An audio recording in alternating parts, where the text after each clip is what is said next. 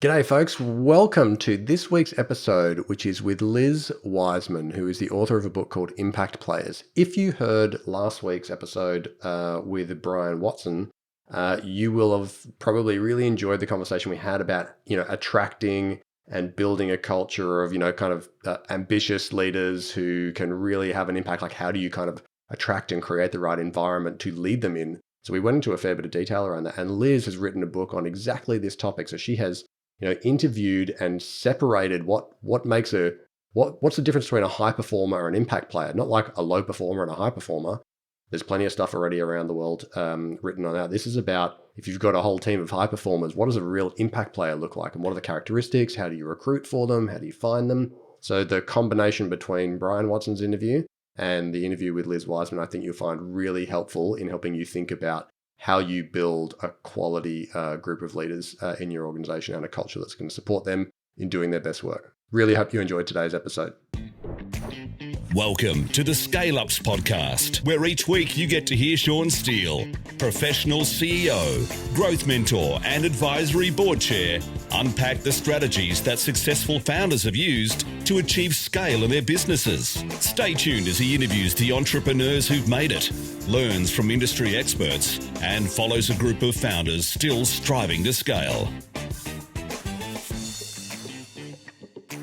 G'day everyone, and welcome to the Scale Ups podcast, where we help first-time founders learn the secrets of scaling so they can build bigger businesses, scale their impact, maximize the value they can create in the world, and make bigger decisions with greater confidence. I'm your host, Sean Steele, and today I'm joined by author, expert, consultant on leader, probably lots of other titles, Liz, and I'll get to some of your background. Liz Wiseman, how are you today, Liz? Thanks for joining us.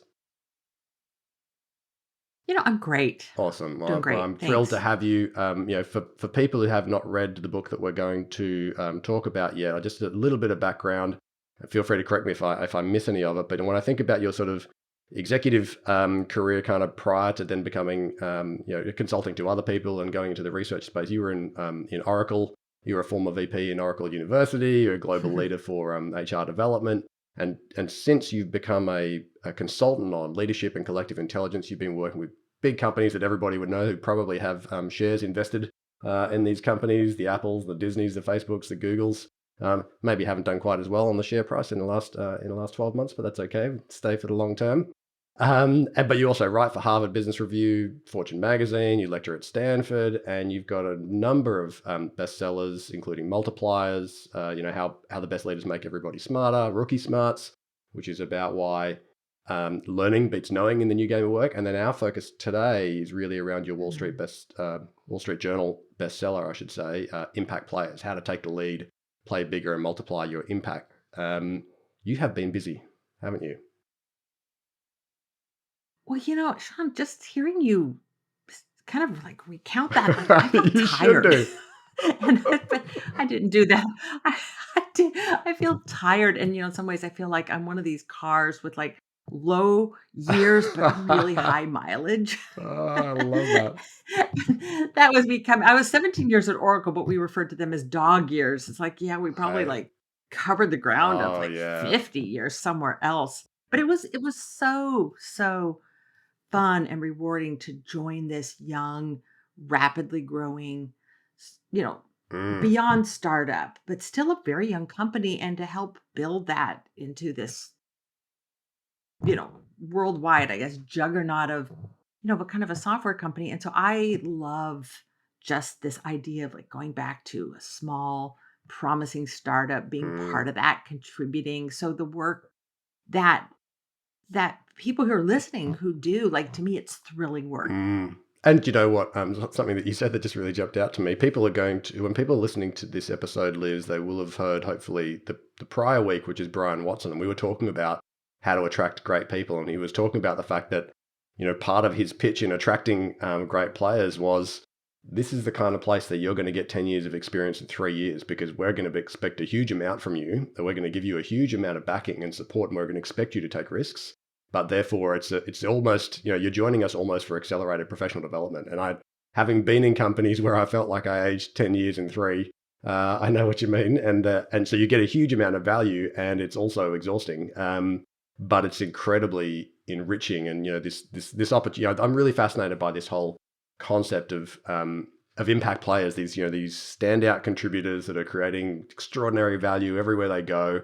And we generally, I don't know. I'm assuming most people will know one or two of these people.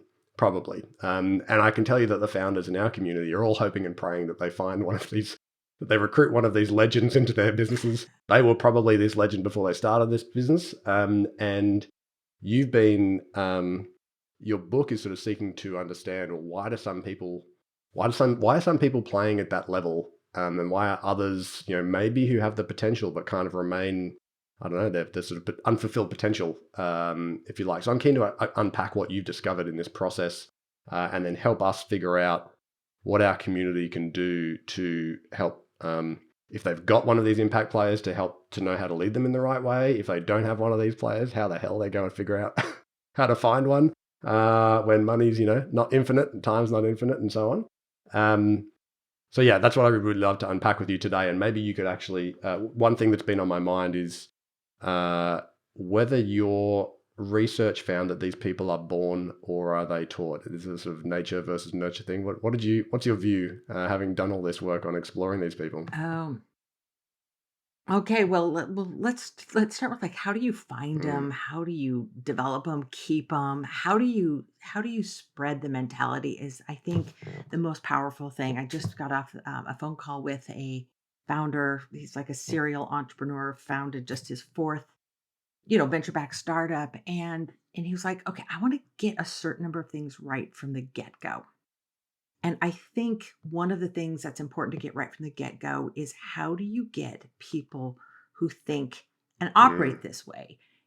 So, of the 170 impact players that I studied, there were some of them who I think kind of like dropped into this life thinking and working Mm, this way. And my guess, I don't know that they were born mm, this way, but their early life experiences probably taught them to right. think Yep. this way. Like, they had favorable early Conditions. conditions, meaning people who trusted them, people who gave them responsibility, people who made it safe for them to learn and to Take adapt. Like, risks. they might have had a favorable Mm, home mm-hmm. life, or they might have had some really favorable school experiences or favorable early work experiences that taught them, hey, go big.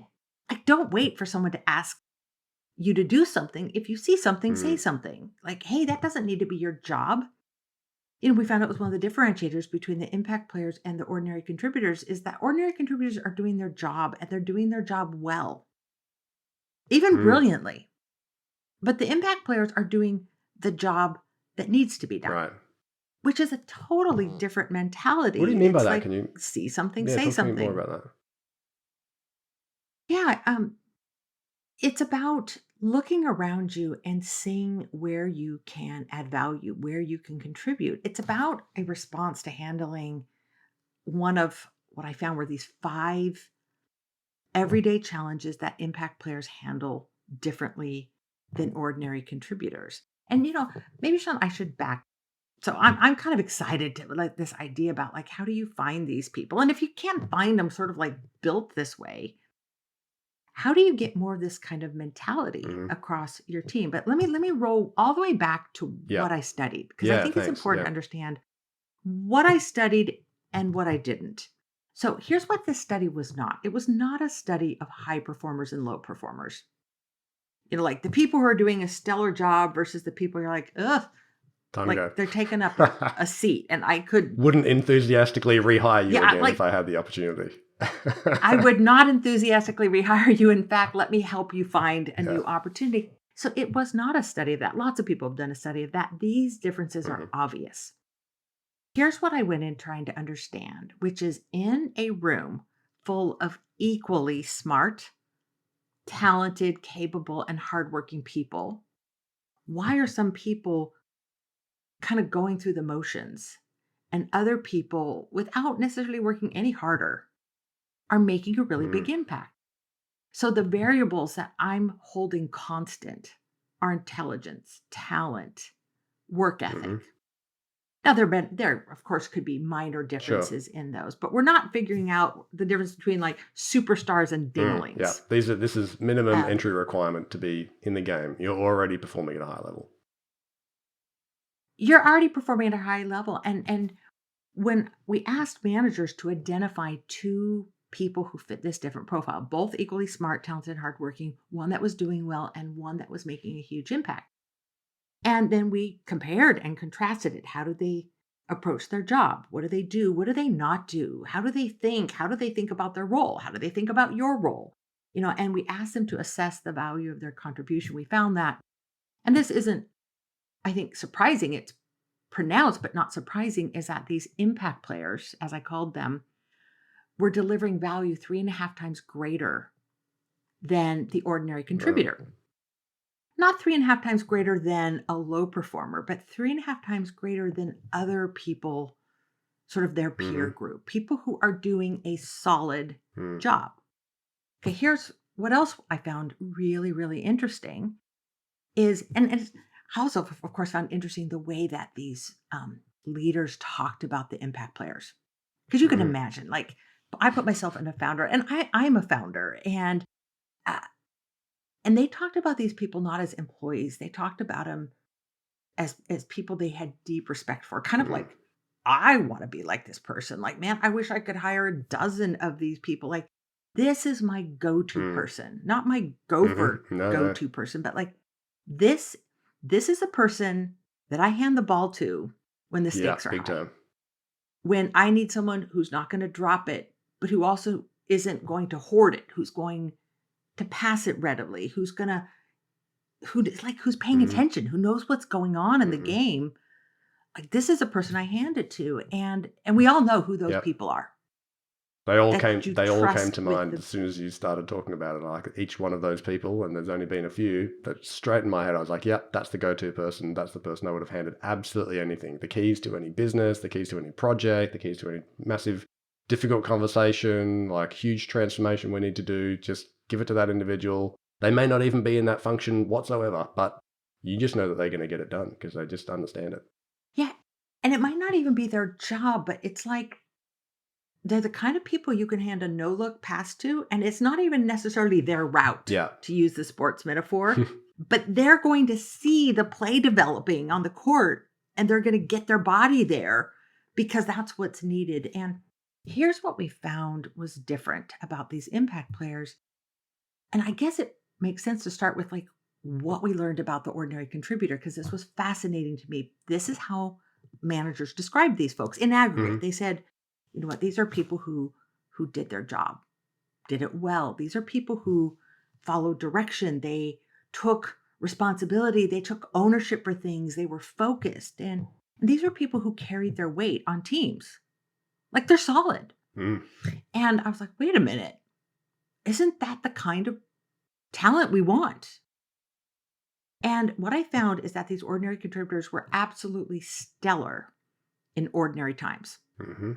when things were fairly stable, where things were defined. Maybe like when the play is sort of Mhm. um, Middle of the game. evolving the way Yeah. you Mhm. think. Like, you know what? They're in position, they're ready to go, you can hand them the ball.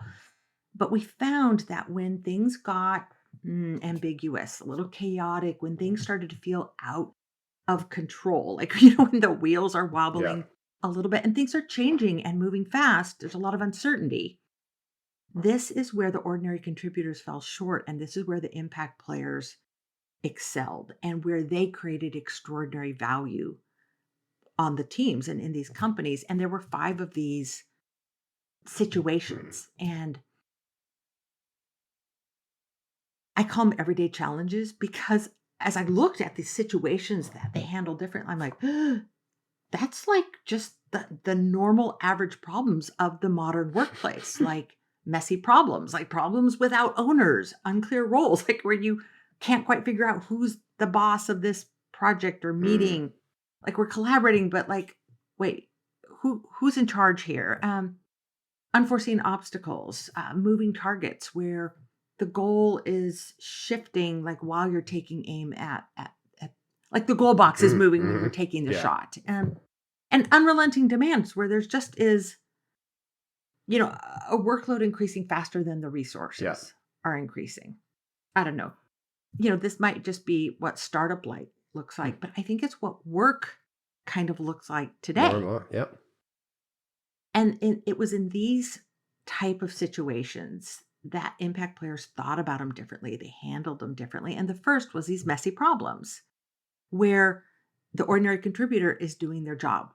Like, okay, I see the problem. Hmm. Like, let me go in and do my piece of it.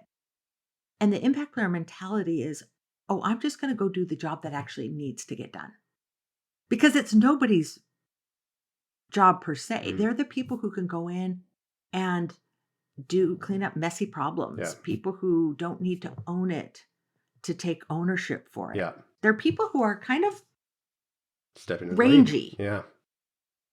Yeah, they step in, they lead. I'll tell you one of my favorite examples. The book is full of examples, and in some ways, they're like my kids. They're all my favorites. But one of my favorite examples of this came when I was writing the book and living with our family was a man who was in his final year of his surgical residency at Stanford. We live not too far from the campus there, and he's a friend of the family, was living with us, and he had just come home from a day of surgery, and I was talking about this difference between doing your job versus doing what needs to be done, and he said, "Oh, it's like JoJo." So JoJo is a scrub tech at the Santa Clara Medical Center, which is one of the hospitals where Stanford surgical residents make their like rounds. They'll spend us like a 6-week rotation there. And he said, when you go into the OR with JoJo, JoJo's a scrub tech, which is the lowest skill level in Hmm. that operating room.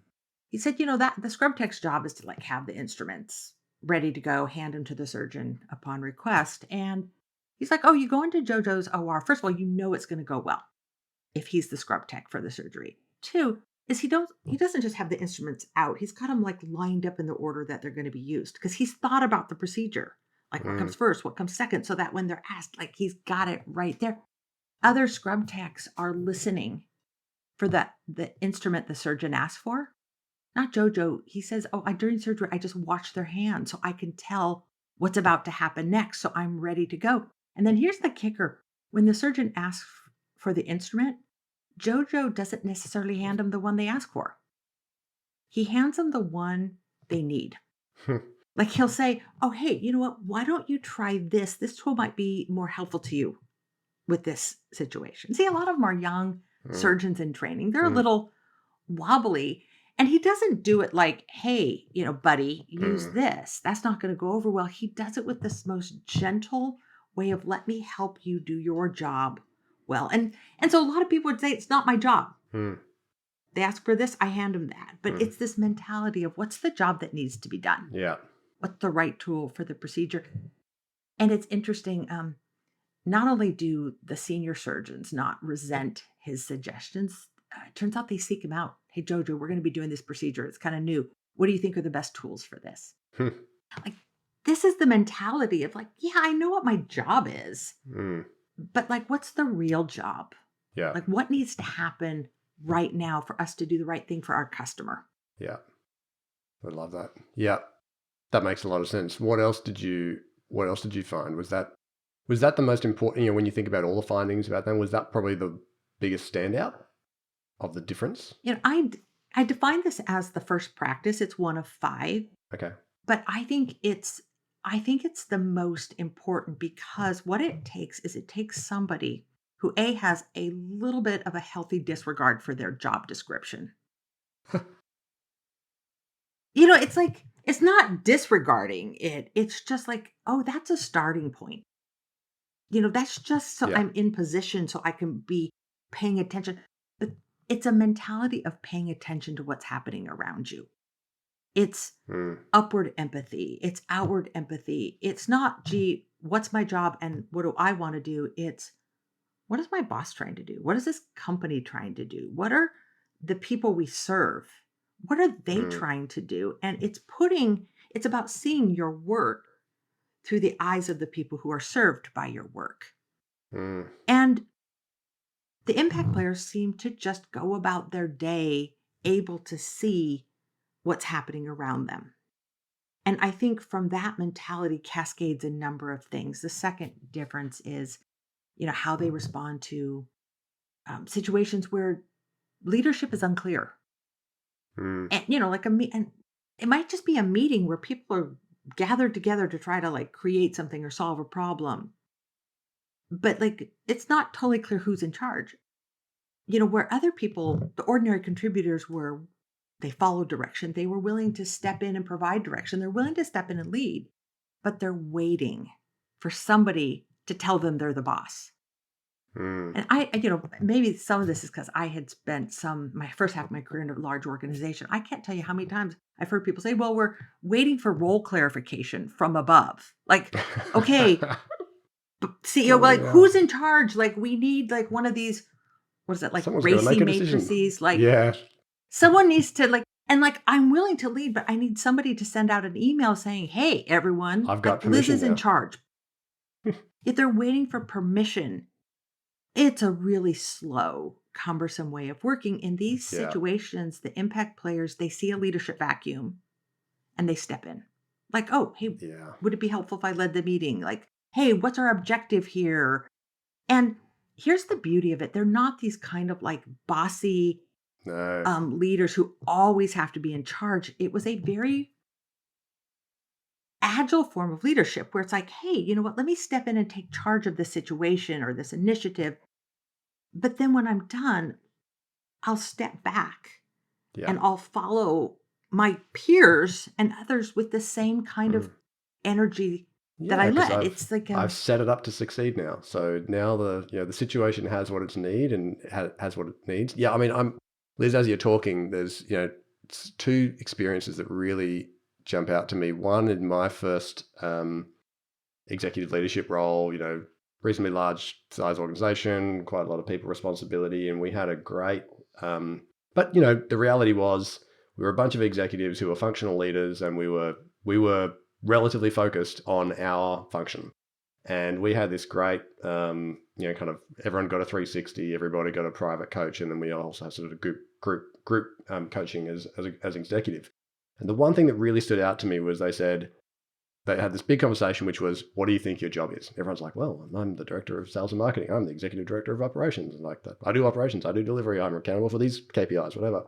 They're like, no, every single one of you, your job is to think and act as the CEO at all times.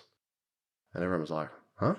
And they're like, well, because that is exactly what you would expect the CEO to do.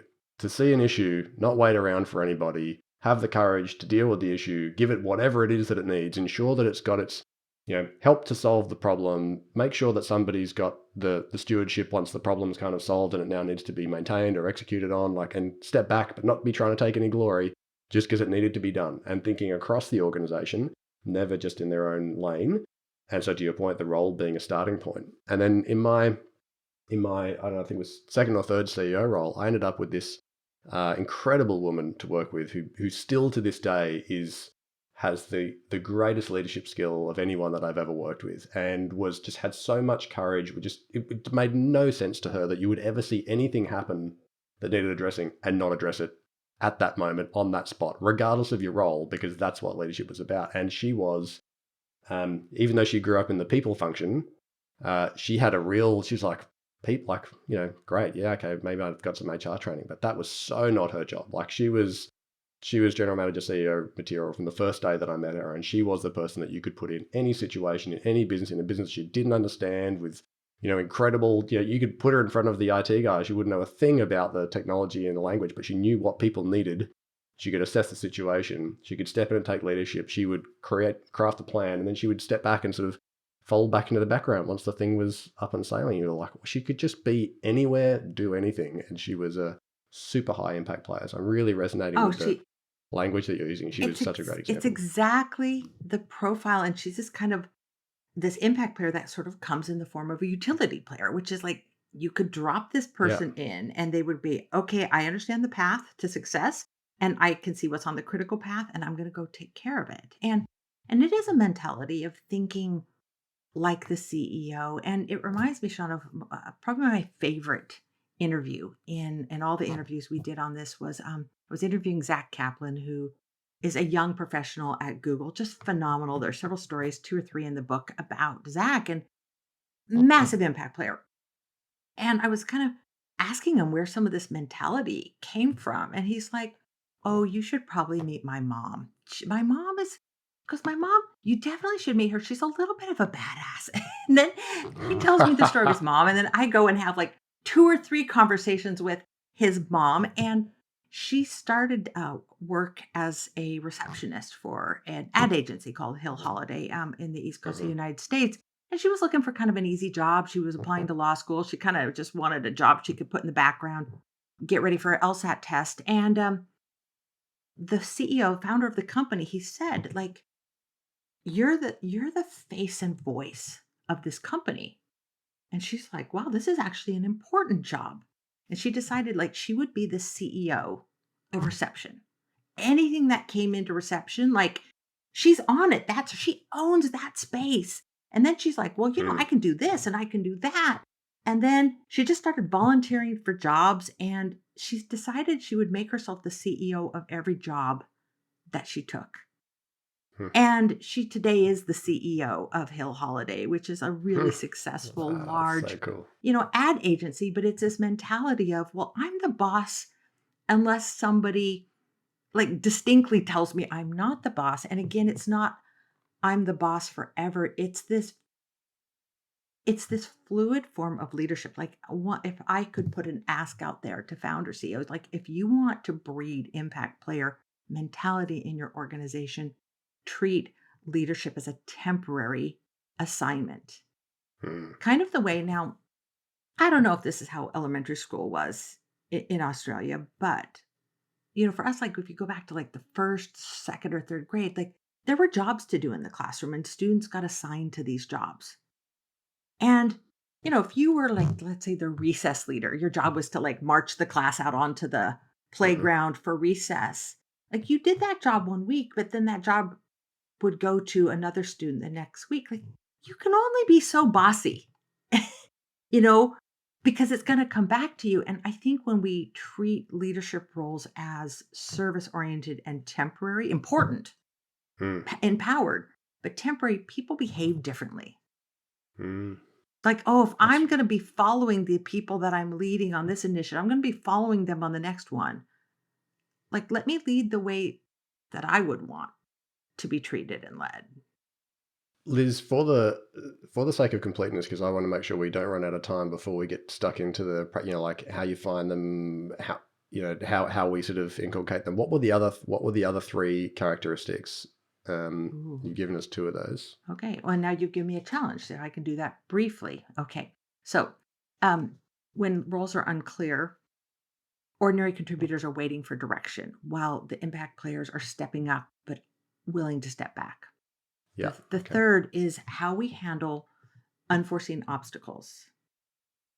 The ordinary contributor takes charge, but when things get unreasonable, they tend to escalate problems up. Like, hey, this one's above my pay grade. It's out of my control. Let me give it to more powerful people than me. They make a Yeah. handoff to a higher up. Mm. Whereas the impact player just holds on to ownership. They finish the job and they finish not weakened by holding on to that ownership, stronger because of it. So they finish Mm. stronger. The fourth is how we deal with moving targets. And, the ordinary contributor tends to stay focused, fixated on the goals. They tend to stick to what they know. Like, okay, this was the objective I've been given. Mm. The impact player is adapting. They're adjusting. They're asking questions. Hey, is this still relevant? Is this still really the right goal? They're changing Mm. while the ordinary contributor is sticking with it. Hmm. And the last difference is how we deal with just unrelenting demands where it feels like the workload is heavy. The ordinary contributor, they carry their weight, but when things get really hard, they tend to look upward and outward for help, Mm. which tends to add to the burden of already overextended leaders. In these situations where the burden feels heavy to them, they make work light for other people on the team. Now, that probably comes with a little bit of a caveat. It's not like, oh, hey, Sean, you seem busy. let me do your work for you. It's not like they're Hmm. dumping grounds for everybody's excess work. That actually is going to take you off the path of Yeah. impact. It's that they make hard work easier. I mean, sometimes they lend a hand. Like, sure, hey, you know what? I got some capacity. I can handle that. Yeah. But it's that they're easy to work with. They Mm. aren't high maintenance. They don't come with a tax. They're low maintenance. They're easy. Like they're simple things like if I'm going to forward a big long email chain to someone, I'm going to sum it up for them in a sentence or two and save them a lot of work. Hmm. I'm going to be clear with my requests. I'm going to be concise. And they just bring a sense of, I just would simply call it joy. Like they're fun. Mm. They just make work more fun. Yeah. Yeah. Did you find therefore that they don't, even though they kind of haven't, even though they know that they have this internal confidence that they know they have this, I don't, let's not call it a superpower, but they know that they can do this stuff, but I haven't seen one of these people be full of self-importance as a result. That tends to be the high performer who hasn't stepped into impact player, where they are often can be filled with self-importance because they know they're executing really well and they achieve results and all the rest, but they're not the ones who get to that next level actually have this sense of humility.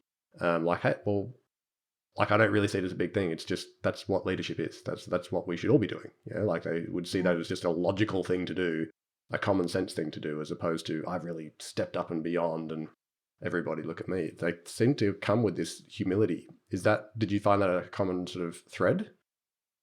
So you're saying in your experience, they do come with Mm, a fair yeah. bit of humility. It's what I saw in this research. And, I have to admit that I thought, I'm looking at superstars on teams, the people that the manager goes, boom, this is my impact Hmm. player. Or I got Hmm. three of them. Which one do you want me to talk about?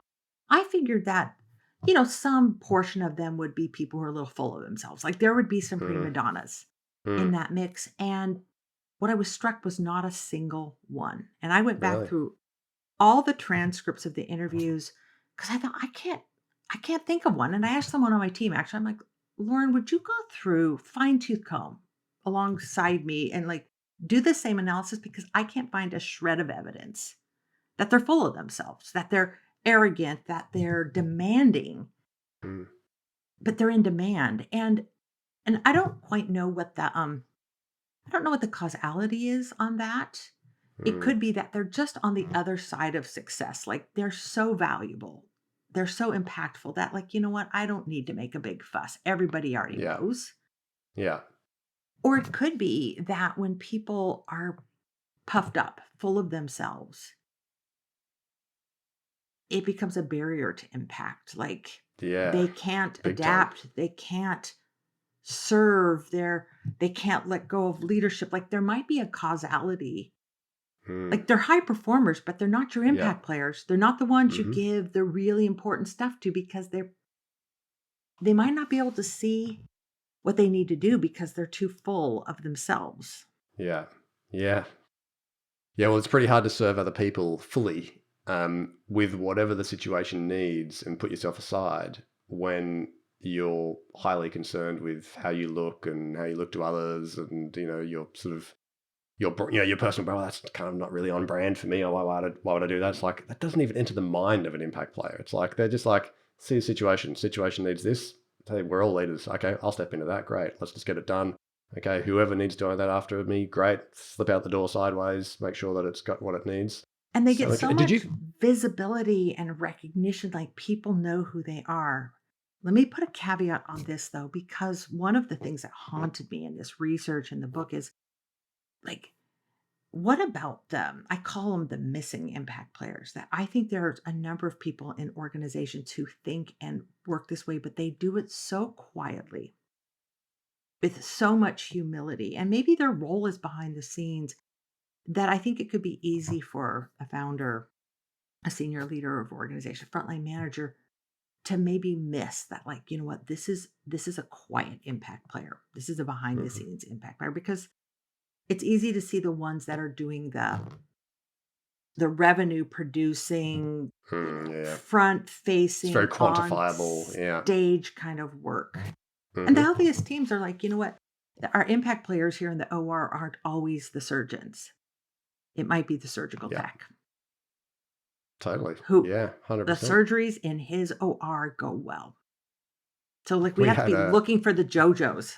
yeah. I was just thinking a guy just immediately jumped to my mind who was the IT support guy, and everybody loved the IT support guy. It was like Mm. he was just solve any problem, nicest guy ever to work with, no ego, just see problem, solve it, always done. Everyone was like, that guy is so valuable to the organization. Like he's everything that you would want everybody to be in every one of their jobs, like just had the whole package. Did you find, Liz, though, how often did you find that a leader had either managed to recruit so well that they'd recruited perfectly a full team of impact players versus having kind of one or two in a team of, I don't know, 6 or 7?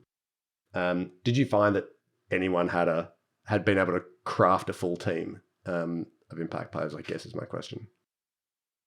It wasn't the primary objective of the research to look at like their prevalence Mm, on teams. So everything mm, now is anecdotal, like my observation mm, of that. sure. But we found a number of leaders who were very thoughtful about what they saw as like the core characteristics they need, and like let me bring people in with a few of the absolute basics, and then everything else I can build. And then they do end up with this like team of all stars, team of impact players. Jake Reynolds is one of those leaders that I talk about. Oh, I don't know what chapters in, maybe chapter 8. Anyway, it's towards Mm. towards the back of the book. I always worry about putting things in the back of the book, like, oh, what if people stop reading before they get to this example? To It's such that a good one. Yeah. example.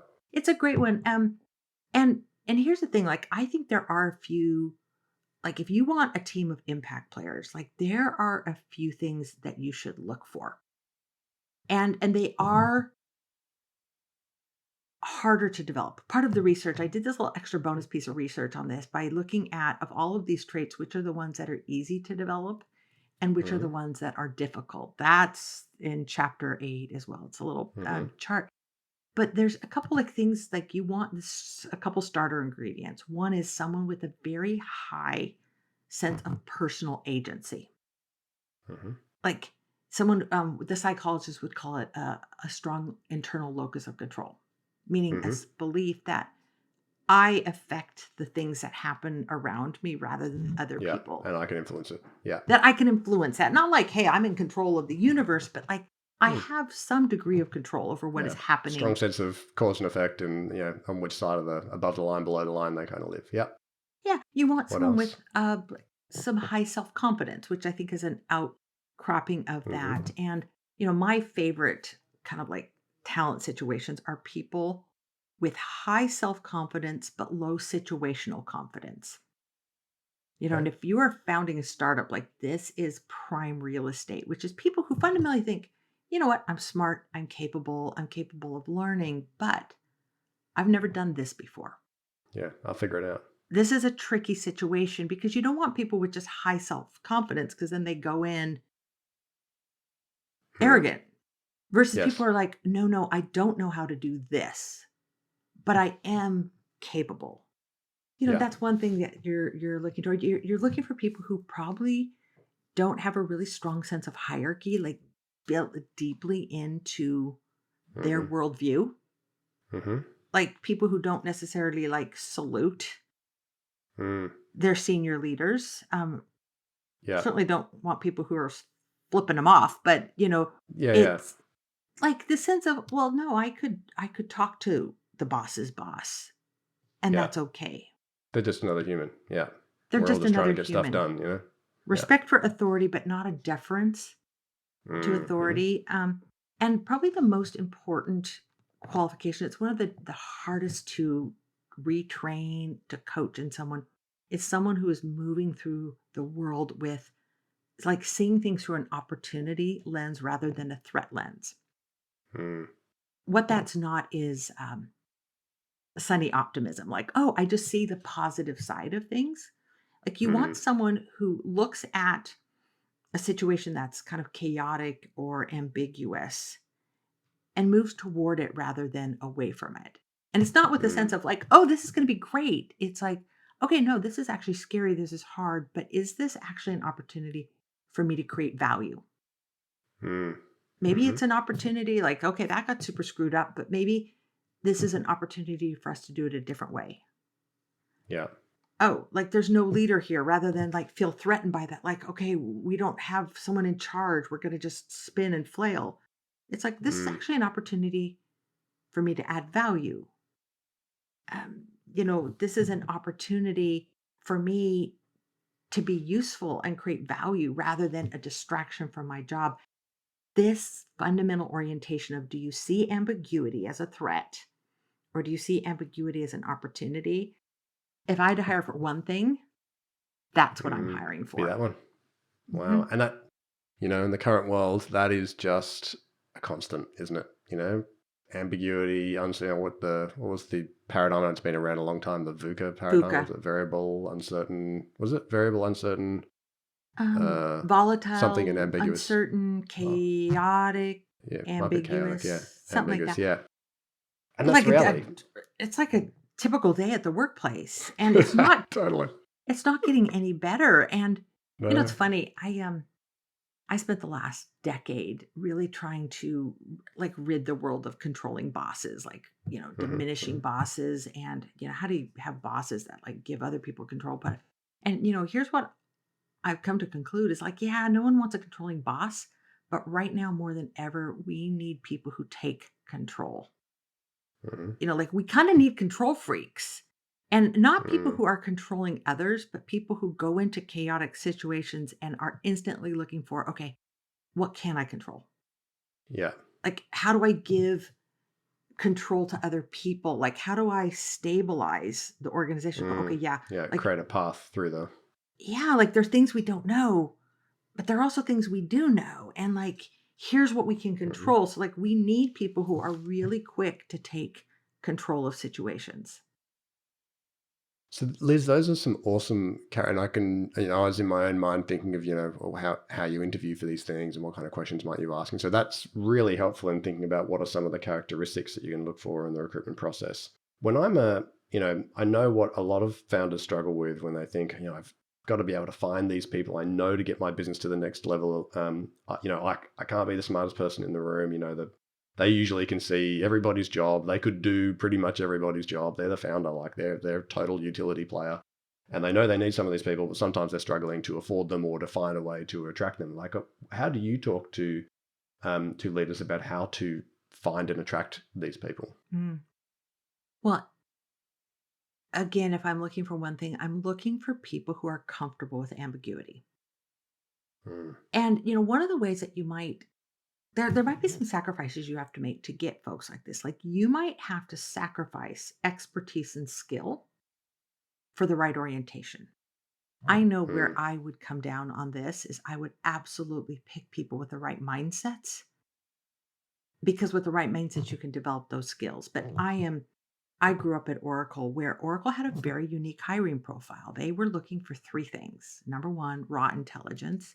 Number 2, an achievement orientation, like people who kind of take charge maybe to a fault. And mm, then 3 people who are nice.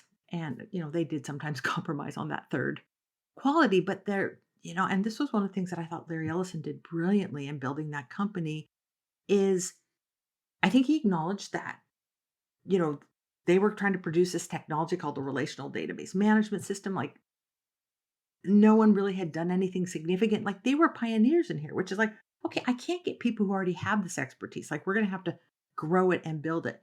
But what I want is people with this certain mentality. And man, did that organization find people like this. And it was run with mm, this belief of, what, doesn't matter. I remember once I was interviewing for a job internally, and someone asked me to interview for one of the software groups. I come from a business background, and they asked me all these questions. Have you done this before? I'm like, no. And they're like, well, how about your 3GL programming? I'm like, not really. Have you done this? No. Have you? And I'm like, no, no, no, no. And they're like, we want to hire you as like a coder, a developer on this thing. I'm like, what are you talking about? They're like, you know what? You can figure this out. And it was almost to an irresponsible level of assuming, you know what? you can learn how to do We'll it. take the bet on you. You got the right And characteristics. and Yeah. and it's one of the things I would encourage founders to think about, which is what are you willing to let go of in terms of functional skills to get Hmm. people with the right mentality? Like the woman you described who's like, "Oh yeah, I'm not just a people person. I can do IT work. Mm. I can figure that out. I can add value there." Liz, in your research, did you come across any, and I know that we're talking about numerous orientations, characteristics, sort of mindset pieces. Did you come across any useful tools, questions, case studies, like, things that in a recruitment process that seem to be effective in flushing some of those out? So I didn't come across any. I kind of created one that might be useful. I don't know that Cool. it is. I can't guarantee it, but I here's what about Mm. finding people with the right kinds of mindsets. I think you can use a lot of the ideas from behavioral based interviewing to do this. And like Mhm. kind of the little acronym for that is a STAR: situation, a task, an action, a result. So behavior based interviewing is the assumption that people's past behavior is the best predictor of their future behavior. So if you want Mhm. someone who takes the lead, you ask them about a situation where they had to take a lead amid ambiguity. Mm. What was the thing they had to do? How did they do it? And what happened? And Mm. so my recommendation is to adapt that technique a little bit. I call it a SOAR: a situation, an outlook, an action, and a result. So, if I want people who are comfortable with ambiguity, with messy problems, like tell me about a time you dealt with a really messy problem where it was just really unclear, like it didn't Mm. belong to anyone. And then I don't want to go right to what did they do. Here's the piece. It's the O part of that is I want to know their outlook. I want to know how did they think about it?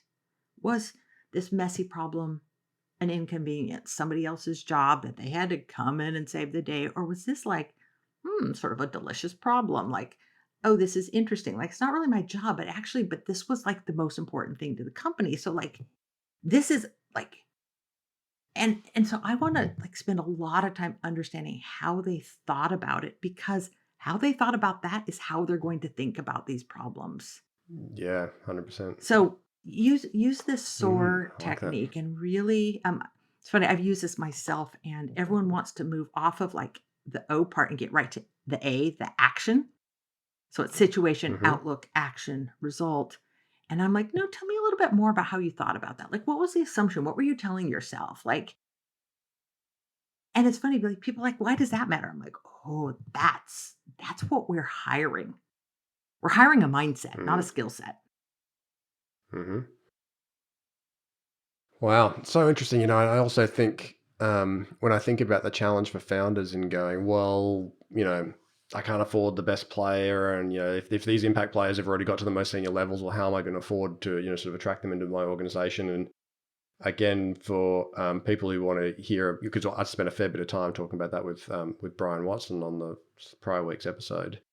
Um, and he said, well, you're looking for those similar characteristics that you just talked about, and they're not the people who are already at the top of the tree because they're also not coming in with the sense that I need to have everything handed to me and I'm so experienced and you got to give me all my resources. They're like, they will figure it out. They've probably been working under someone like that. They're still definitely on the way up. They definitely don't know everything, but what they want access to is that challenge, that openness to go, we're looking for leaders. Like we are looking for people, we are looking for the utility players who can pick up anything and solve any problem and tackle anything and deal with all the ambiguity. That's the team of leaders that we want because those people will create some amazing stuff together.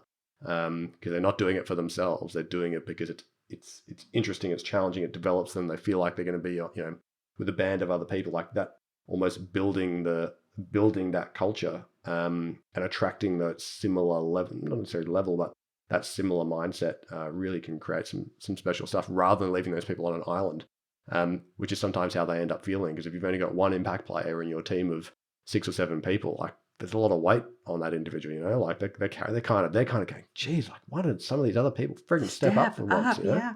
Well, and I think you Yeah. said something that is so important in here. It's not even about finding those people. It's about deserving them in your organization because if you Huh, like that's I've good. like I've studied Yeah. these people. I've worked with these people Mm. and they're not going to go work for just anyone. And if you Yeah. hire someone who is rangy and flexible and adaptive and like moves towards ambiguity, and then you put them in a box.